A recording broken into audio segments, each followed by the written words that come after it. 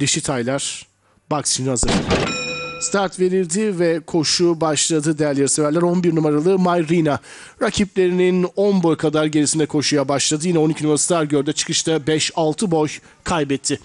Hikmetelerle birlikte iyi çıkış yapan 1 numaralı Akyazılı Dila öne düştü. Koşunun tempo veren ismi olmayı tercihledi bu isim. Bariyer dibine yakın 7 numaralı Güller açtı. İkincilikteydi. Hemen dışından 9 numaralı Lime Bleu doldurup geldi. Lime Bleu'nun dışında 4 numaralı Çikok Göl yer tuttu. Onların 1 boy kadar gerisinde iç kulvara yakın 2 numaralı Baycanım'ı izliyorum. Baycanım'ın 2 boy kadar gerisinde 3 numaralı Ceylan Hanım. Hemen dışında 8 numaralı Königan. 2 boy kadar geride iç kulvara yakın 10 numaralı Merzuka. Hemen dışında 6 numaralı Girl of War. Onun 3 boy kadar gerisinde iç kulvara yakın 5 numaralı Donna sarsında 12 numaralı Stargirl.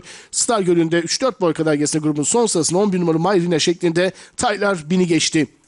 1 numaralı Akyazılı Dila koşunun liderini yapmayı sürdürüyor. Bariyer dibindeki 2 numaralı Baycan'ın ve dışarıdan yüklenen 9 numaralı Lime Bleu ikilisi yaptıkları ataklarla öndeki rakiplerini yakalama çabasındalar. 800'den sonra bu isimlerden 9 numaralı Lime Bleu ikinciliğe sarkıp iç kulvardaki rakibi 1 numaralı Akyazılı Dila'yı yakalamaya çalışıyor. Üçüncülüğe ise 6 numaralı Girl of War sokuldu. Geriden buralarda önlere 11 numaralı Mayrina da gelmeye çalışıyor. 7 numaralı Güller Açlı ile birlikte. Son düzlüğe yaklaşıyoruz. 1 numaralı Akyazılı Dila koşunun lideri 9 numaralı Lime Bleu son düzlüğe çıkılırken ikincilikte 2 boy kadar geride, üçüncülükte 6 numaralı Girl of War geriden buralarda dördüncülüğe 11 numaralı Mayrina'da sokulma çabasında.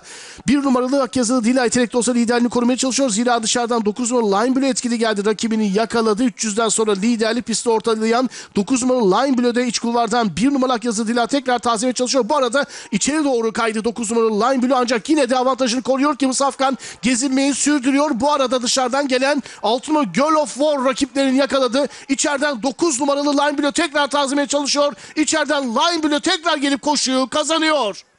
6 numaralı Girl of War ikinci oldu. 8 numaralı Königan ve 1 numaralı Akyazılı Dila arasındaki üçüncülük kararı varış hakemlerine kaldı. Son koşuyu 9 numaralı Lime Bleu Ediz Arslan'la kazandı.